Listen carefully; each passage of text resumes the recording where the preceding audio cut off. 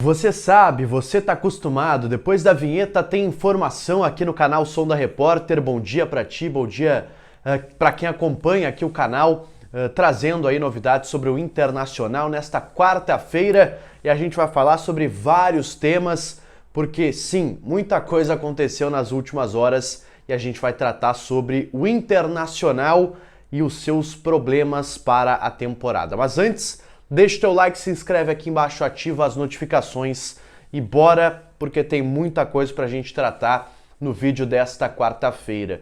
E eu quero começar, pessoal, falando sobre a posição do Internacional acerca daquela ideia maluca, bizarra, chamem como quiser, dos uruguaios jogarem o Campeonato Gaúcho. Sim, essa ideia, na verdade, foi trazida pelo presidente do Peñarol, que também convenceu o Nacional, os dois rivais, a colocarem essa ideia aos presidentes de Inter e de Grêmio.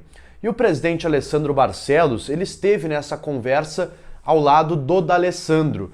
E ele falou com o pessoal da Rádio Gaúcha, de GZH, e deu a sua opinião sobre esse tema, disse que é uma ideia interessante, de que algo muito inicial ainda, mas que ele encorajou os dirigentes de Peñarol, de Nacional e de outros clubes uruguaios a tratarem esse tema de forma mais séria, a levarem para frente essa ideia. O presidente acha que seria positivo ao Campeonato Gaúcho, que seria positivo ao Rio Grande do Sul, inclusive o próprio governo do estado estaria também interessado, porque isso ajudaria também a fomentar o turismo, a fomentar a economia do Rio Grande do Sul.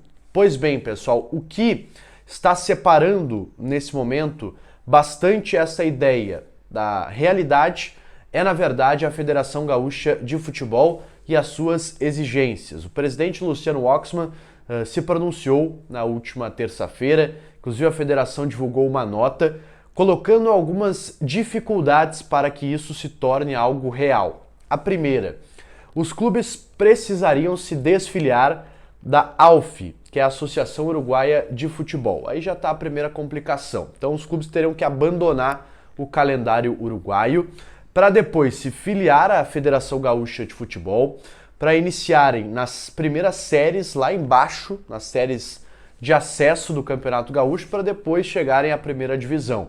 E ainda teriam que se filiar depois à CBF. Então, olha, é um caminho praticamente impossível e inviável. O que pode acontecer, e aí é uma solução, digamos, fora do Campeonato Gaúcho, é estas equipes disputarem um outro torneio com o Inter e com o Grêmio e talvez Juventude, enfim, outros clubes aqui do calendário gaúcho. Então existe a possibilidade, quem sabe, de uma outra competição ser criada para que os clubes disputem ela no primeiro semestre, de forma concomitante, aí, quem sabe, ao Campeonato Gaúcho. Então, isso é algo muito inicial ainda, pessoal, muito incipiente essa ideia. A gente precisa ainda ter mais informações. O presidente Barcelos encorajou os uruguaios a continuarem tentando, enfim, pensando em soluções para esse problema, mas o que eu posso dizer agora é que muito dificilmente no Campeonato Gaúcho a gente vai ter esses clubes. Pode ser que se crie outra competição e aí esses clubes participem, mas no Gauchão especificamente, praticamente impossível, praticamente descartado pelo presidente Luciano Oxman, presidente da Federação Gaúcha de Futebol. Bom, pessoal, passando para o próximo tema aqui do vídeo, eu quero falar sobre o único reforço que o Inter deve buscar nesta janela de transferências. A gente sabe, o Inter está sempre atento ao mercado, aquele discurso de clube grande, né? O Inter está sempre mapeando, está sempre olhando o mercado. Mas a única busca, de fato, e na verdade a única prioridade nesse momento para o Inter é um lateral direito. E por quê? O Inter hoje tem dois, tem o Natan e tem o Aguirre é o titular, não ainda de forma incontestável, é um jogador que vem crescendo sim nos últimos jogos, mas acredito que para o nível das competições que o Inter terá pela frente, precisa de mais. Então o Natan, ele está fora dos planos praticamente, só foi reintegrado por conta da lesão do Bruno Gomes.